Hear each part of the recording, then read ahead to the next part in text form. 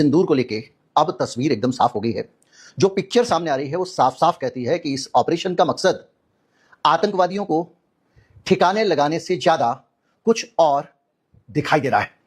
तस्वीर कहती है कि इसमें कुछ ना कुछ फिशी है, इसमें कुछ ना कुछ दुर्गंध आ रही है और इसमें कुछ ना कुछ ऐसा है जिस पर अब ज्यादा गहरे झांकने की आवश्यकता है। हमको यह पता करना पड़ेगा कि मामला क्या है, क्योंकि जो कुछ भी धीरे धीरे खुल रहा है वो हमारे सामने एक व्यापक तस्वीर रखता है। और वो तस्वीर ये है कि ऑपरेशन सिंदूर करने के पीछे हमारे देश के पॉलिटिशियंस का मकसद आतंकवाद का मुकाबला करने से ज्यादा कुछ और रहा होगा। और देश को किसी के राजनीतिक लाभ के लिए कितने बड़े स्तर पे नुकसान हुआ, कितना हमारी प्रतिष्ठा को, हमारी साख को, हमारी इज्जत को नुकसान हुआ, यहां हमको पता नहीं चलता। हाँ, गोदी मीडिया तो सब कुछ मास्टर स्ट्रोक बताता है, लेकिन एक जो लोग हैं वो सारे के सारे गोदी मीडिया नहीं देख रहे हैं। जो दूसरे देशों के लोग हैं, भारत में जो खुले दिमाग के लोग हैं, वो सारी दुनिया के मीडिया को खंगाल रहे हैं और लगातार वो इस चीज को सेंस कर रहे थे, समझ रहे थे, दिमाग में आ रहा था। तो पहले ये था कि देश के लिए जब लड़ने का है जवाबदेही बनती है। देश किसी के पिताजी का नहीं है, देश इस देश के लोगों का है और इस देश के लोगों को जवाबदेही देनी ही पड़ेगी। घर का अगर कोई चीज किसी कर्मचारी ने, किसी नौकर ने किसी को दी है, फेंकी है, खराब की है, तो अब आपको बताना तो पड़ेगा कि आपने ऐसा क्यों किया, क्योंकि घर के मालिक हम हैं, आप हैं। क्या है सीन, इस पे हम जाते हैं। और सीन यह है कि क्या प्रचार के लिए देश की प्रतिष्ठा को दांव पर लगाया गया, क्या चुनाव के लिए, क्या सैन्य कार्रवाई वास्तव में जरूरी थी? जो हमने एक्शन लिया वहां पर जो भी किया नुकसान हुआ, जरूरी था? क्या इसका देश एक राष्ट्रवाद की लहर पैदा करना था देश में? क्या जवाबी हमले में नुकसान हुआ, उससे ये सकपका गए और उनको लगा कि हमारी पोल खुल गई है और हमने जो किया था उसके कारण अब देश की प्रतिष्ठा धूमिल हो रही है, हमको नुकसान उठाना पड़ रहा है, तो तथ्यों को छिपाने में लग गए। सब कुछ इनके प्लान के मुताबिक नहीं हुआ तो अब क्या लीपापोती कर रहे हैं? इस सब से देश को क्या हासिल हुआ, मुझे क्या हासिल हुआ और आतंकवाद को क्या नुकसान हुआ, ये प्रश्न बहुत बड़ा है। तो इस मोदी जी कहते हैं कि हमने सेना को खुली छूट दे दी कार्रवाई करने की, लेकिन अब जो तस्वीरें सामने आ रही है ये बताती हैं कि भारतीय सेना को लड़ने के लिए हाथ बांधकर छोड़ा गया था। इसी देश में अगर आप आतंकवादी ठिकानों पर बम गिराने जा रहे हो, एक संप्रभु देश उसकी सीमा के अंदर जा रहे हो ना, जब जाओगे तो जवाब कौन देगा? वहां से आतंकवादी देगा। आपको जवाब वहां की सेना से मिलेगा। जब वहां की सेना से आपके ऊपर हमला हो तो उसको भी मिटा देना है। ये निर्देश नहीं दिया गया था, ना खुला हाथ छोड़ा गया था, ये अब एक्सपोज हो गया है। सरल भाषा में समझा रहा हूं। अगर आप आगे समझें तो इसका नुकसान क्या हुआ और ये कैसे सैन्य विशेषज्ञों की सलाह को नजरअंदाज करके किया गया होगा। चुनावी रणनीति में राष्ट्रीय नुकसान हो गया और इससे जो जानकारियां आ रही हैं उसके कारण हमारी जो रणनीतिक क्षमता है उसका तो नुकसान हुआ ही, हमारी काबिलियत भी पूरी दुनिया में, उस पर लोग चिरकुट लोग उस पर सवाल उठाने लग गए। देश की सेना पर सवाल उठ रहा था। कैसे? सबसे पहले नुकसान किस तरह छिपाया गया, किस तरह से इनका जो अभियान था, इनको लगा कि पहले जैसे सर्जिकल स्ट्राइक में बोल दिया था, साबित हो ना हो वगैरह वगैरह, बड़ा संकट रहता है, अब तो सचमुच को स्ट्रांग करना पड़ेगा। ठीक है भैया, तो स्ट्रांग करने गए ताकि एक अजय योद्धा घर में घुस के मारा, ये सब जो डायलॉग जो उनके पसंदीदा है वो डायलॉग वो किसी तरह से यहां पे स्थापित कर सकें। नतीजा क्या हुआ? नतीजा ये हुआ कि उन डायलॉग्स को स्थापित करते करते चीजें उससे बाहर निकल गई जो आपकी प्लानिंग थी। और हुआ ये कि कैसे, क्या नुकसान हुआ, क्या नहीं हुआ, इस मामले में भारतीय अधिकारियों ने सीधे सीधे शुरुआत में नुकसान से इनकार किया था। उन्होंने कहा, और पाकिस्तान लगातार ये दावे कर रहा था कि हमारे पायलट, कुछ पाकिस्तान का मीडिया और सोशल मीडिया और अंतर्राष्ट्रीय मीडिया, कि हमारे विमान गिराए गए हैं और राफेल गिराने का स्पेसिफिक वो दावा कर रहा था और राफेल के शेयर भी गिरे। हमारी सरकार इसको नकार रही थी और सरकार नकारती थी घुमा फिरा के, लेकिन उससे ज्यादा जो सोशल मीडिया आईटी सेल इसको लेकर सक्रिय थी ये कहने के लिए कि कोई नुकसान नहीं हुआ है और पूरे देश में एक वातावरण व्हाट्सएप से लेकर सारी जगहों पर बनाया गया था।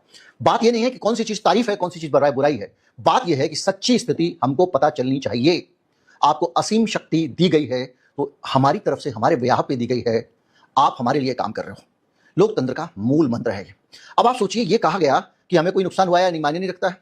उसके बाद तो ये मामला थोड़ा और खुला। सिंगापुर में रक्षा और वायुसेना सम्मेलन के दौरान भारत के तब के जो चीफ ऑफ डिफेंस सर्विसेज थे, सीडीएस, ने ब्लूमबर्ग, एक इंटरनेशनल चैनल है और बिजनेस का चैनल है, उसके एक इंटरव्यू में कुछ ऐसा कह दिया जिससे ये जो छिपाया जा रहा था इसकी बदबू बाहर आने लग गई। उन्होंने कहा हाँ कुछ विमान गिरे हैं और इसके साथ उन्होंने कोई संख्या का विवरण नहीं दिया। ये नहीं बताऊंगा कितने विमान में। एक यूनिवर्सिटी के रक्षा नीति के ऊपर, इंडोनेशिया की राजधानी है, भारत के डिफेंस अटैची ने कहा कि फैसला रक्षा बलों का नहीं, राजनीतिक नेतृत्व का था। उन्होंने ये कहा कि हमारे जो कुछ विमान गिरे हैं, कितने गिरे हैं नहीं बताऊंगा, लेकिन ये इसलिए नुकसान हुआ क्योंकि हमारी पॉलिटिकल लीडरशिप की कुछ ब्रीफ थे, यानी हमारे नेताओं की तरफ से, यानी मोदी जी की तरफ से जवाब नहीं दे सकते थे। ये उस पीएम मोदी के समय में हो रहा था जो ये कहता है कि हमने सेना को खुली छूट दे दी थी, वो अपने हिसाब से उत्तर देगी।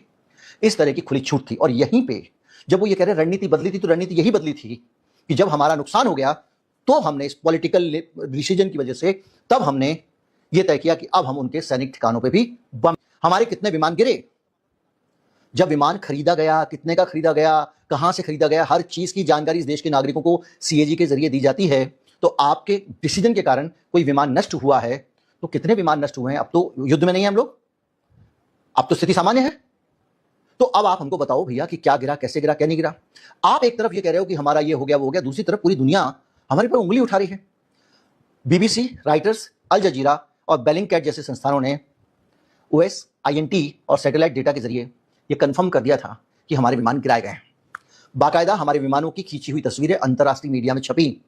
बार बार यह दावा किया गया, पाकिस्तान के लोगों की तरफ से, पाकिस्तान के मीडिया की तरफ से और कुछ इंटरनेशनल मीडिया और सोशल मीडिया में यह खबरें फैलाई गई कि हमारे कई पायलटों को पकड़ा गया है और उनको पकड़ा गया है। उसमें एक महिला पायलट भी है। यह बात भी काफी दिनों तक सोशल मीडिया, ट्विटर पर चलती रही। सच है कि नहीं पता नहीं, क्योंकि हमारी सरकार कुछ बता ही नहीं रही है।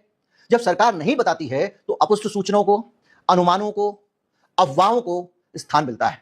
ट्रांसपेरेंसी होगी तो वही सूचना आएगी जो सच है। लेकिन जाहिर बात है, आप सूचना दोगे, इस पर लोग सवाल भी पूछेंगे, सवालों का उत्तर भी देना पड़ेगा। इसीलिए मांग की जा रही थी कि इस पर संसद का सत्र बुलाइए, वहां खुल के बात कीजिए, तो एक बार सारी बातचीत के बाद साफ तस्वीर हो जाएगी। तो देश को कोई संशय नहीं रहेगा। विदेशी मीडिया या विदेशी कोई कुछ कहता है तो कहे, क्योंकि हमको अपनी सच्चाई पता है। आज हमको जब अपनी सच्चाई नहीं पता है तो पूरी दुनिया ये कहेगी कि भैया इनके साथ तो ऐसा हुआ है, आप कुछ बोल ही नहीं रहे हो। आपने ये जो सिंदूर किया, देश के लोगों को आप भले कहो हमने आतंकवादियों के दांत खट्टे कर दिए, ये कर दिया, वो कर दिया, आपने एक संदेश पूरी दुनिया को दिया कि जैसे इजराइल गाजा में जाके बम गिरा देता है, वैसे हम पाकिस्तान पे गिराएंगे और बार बार गिराएंगे, जब जब ऐसा होगा तब तब गिराएंगे। ये आपने एक संदेश दिया। संदेश तो दिया, लेकिन पूरी दुनिया को आपको ये बताना चाहिए था कि ऐसा क्यों किया आपने। क्यों? आपको ये बताना पड़ेगा ना कि पाकिस्तान का हाथ था तो कैसे था, क्यों था, कौन से सबूत थे, कौन सा डोजियर था। माना कि पाकिस्तान को दिखा के कुछ नहीं होगा, लेकिन बाकी दुनिया को तो दिखाना चाहिए था। कैसे त्रिस्तरीय सुरक्षा को भेद कर आतंकवादी पाकिस्तान से आते हैं। अभी एक रिपोर्ट आई, सारे पाकिस्तानी थे, अभी आइए, पाकिस्तानी आ गए, आने के बाद उन्होंने हमला कर दिया, लोगों को मार दिया और चले गए, और आज तक आपके हाथ में नहीं आ रहे हैं। तो ये जब चीजें आती हैं और आपके पास कोई सबूत नहीं होता, तो पाकिस्तानी कहते हैं कि इन्होंने क्या किया, अपने आप हमला करा लिया। फॉल्स फ्लैगिंग बोलते हैं ना वो। तो हमको क्यों सुनना पड़ रहा है? क्योंकि हमने जो इन्वेस्टिगेशन, जो हमारी जानकारियां हैं, जो सबूत हैं, उसको दुनिया के सामने नहीं रखा। और उसके बदले में आप दूसरे देश में जाके ताबड़तोड़ मारपीट घूस, अरे भाई उसका लड़का था, उसने तुम्हारे घर में चोरी की, उसका घर तोड़ रहे हो, मारपीट कर रहे हो। वैसे तो पुलिस है, अगर आप उसको नहीं भी मान रहे हो, उसके घर तोड़ रहे हो, मारपीट कर रहे हो, उसके घर वालों को एकदम छोले भटूरे दे रहे हो, जा जाके निकाल के। बताओ तो कि उसके लड़के ने क्या किया, कौन सा लड़का आया था, कब किया, क्या नहीं किया। इनके यहां से ही हमारी दुश्मनी है, इन्हीं का लड़का होगा। इसका नतीजा ये हुआ कि अंतर्राष्ट्रीय मंचों पर कोई आपको सुनने को तैयार नहीं है। पाकिस्तान के अंदर आतंकवाद हो रहा है तो आतंकवाद है, हमारे यहां आतंकवाद हो रहा है तो आतंकवाद नहीं है। इससे ज्यादा शर्मनाक स्थिति नहीं हो सकती। अमेरिका का राष्ट्रपति डोनाल्ड ट्रंप, उनका जो आर्मी चीफ है, फील्ड मार्शल जिसको बना दिया उन्होंने, उससे मोदी जी की तुलना कर रहा है। भारत जैसे बड़े देश के प्रधानमंत्री की शर्म आती है, और शर्म तब भी आती है कि जब उसकी इस बदतमीजी का कोई जवाब नहीं देता है। अरे भाई, अगर आप जीत रहे थे, आपने उसके अंदर जिसको कहते हैं कि फूस भर रखा था, अगर आप जीत रहे थे, आपने उसके ठिकाने उड़ा दिए थे, ये कर दिया था, हिला दिया था, तो भाई फिर आपको पीछे हटना नहीं चाहिए था ना, आपको बोलना चाहिए था ठीक है, अब इन शर्तों पे आ जाओ। बात माना कि आपका हमारा मकसद तो आतंकवादी ठिकानों पे बम गिराने का था। तो उसका नुकसान हमको ये हुआ कि हम अंतर्राष्ट्रीय मंचों पर जब जा रहे हैं तो हमारे को कोई कुछ समझ ही नहीं रहा है। अभी एक एससीओ हुआ, संघाई सहयोग संगठन, जारी होता है, तो संयुक्त घोषणा हुई। उस संयुक्त घोषणा में भारत के अंदर पहलगांव में लोगों की हत्या वाला जिक्र नहीं रखा गया। यानी ये जो एससीओ के मेंबर हैं, ये हमारे पहलगांव के जो लोग मारे गए हैं, उस घटना को क्या आतंकवादी घटना भी मानने को तैयार नहीं है। क्या वो उसे कुछ और मान रहे हैं, ऐसा और जिसको हम कह भी नहीं सकते। और वहीं वहां बलूचिस्तान में अगर ट्रेन वाला जो हमला हुआ था, उसको वो आतंकवादी घटना बोल रहे हैं। हालत यह है कि राजनाथ सिंह को कहना पड़ा और साइन करने से इनकार करना पड़ा।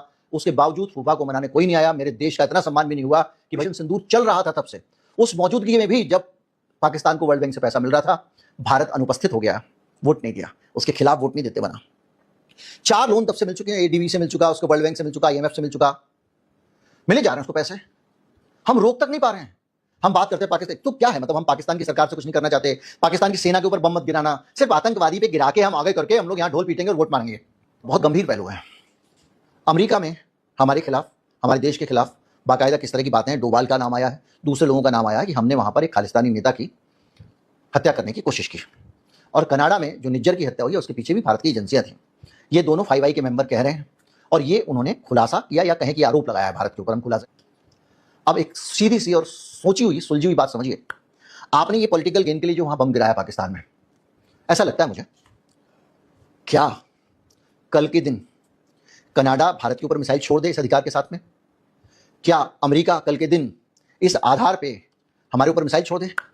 क्या वो डोभाल को, क्योंकि उनका नाम आ रहा है, उठवा लें या उठा दें?